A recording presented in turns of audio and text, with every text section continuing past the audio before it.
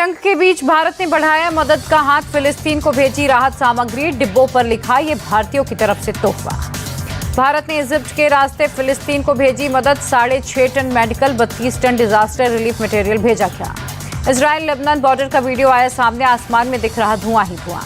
Israel ने West Bank के Zenin में मस्जिद पर की एयर स्ट्राइक, एक्सपोस्ट में लिखा हमास के आतंकी रच रहे थे हमले की साजिश।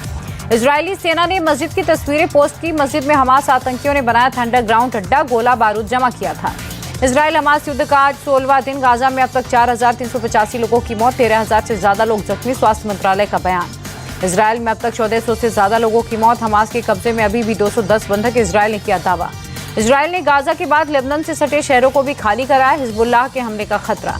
आईडीएफ प्रवक्ता कॉन्ड्रिकस ने हिजबुल्लाह पर लेबनान को युद्ध में घसीटने का आरोप लगाया, कहा खतरनाक खेल खेल रहा है हिजबुल्लाह। इजरायली डिफेंस फोर्स का दावा, हमास का रॉकेट फिर हुआ मिसफायर, फिलिस्तीन नागरिकों की जान। इजरायल का दावा, 7 अक्टूबर के बाद हमास से अब तक 550 रॉकेट मिसफायर हुए हैं। हमास पर रिहायशी इलाके से रॉकेट दागने का आरोप है। इजरायल ने शनिवार को हमास के 100 से ज्यादा ठिकानों पर अटैक किया, लेबनान में हिजबुल्लाह के अड्डों को भी अटैक किया। इजरायल पहुंचे इटली की पीएम मेलोनी, पीएम नेतन्याहू के साथ बैठक की।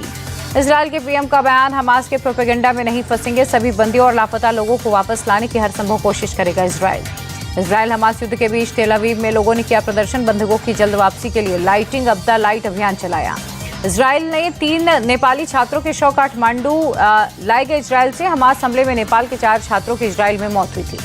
इजरायल हमास युद्ध को लेकर बोले संघ प्रमुख मोहन भागवत, दोनों में जिस मसले पर युद्ध, उस पर भारत में कभी नहीं हुआ संघर्ष।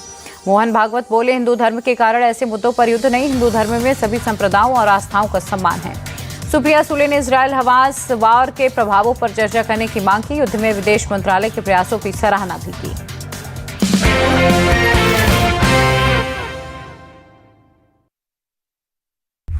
प्लीज वेलकम मध्य प्रदेश के चीफ मिनिस्टर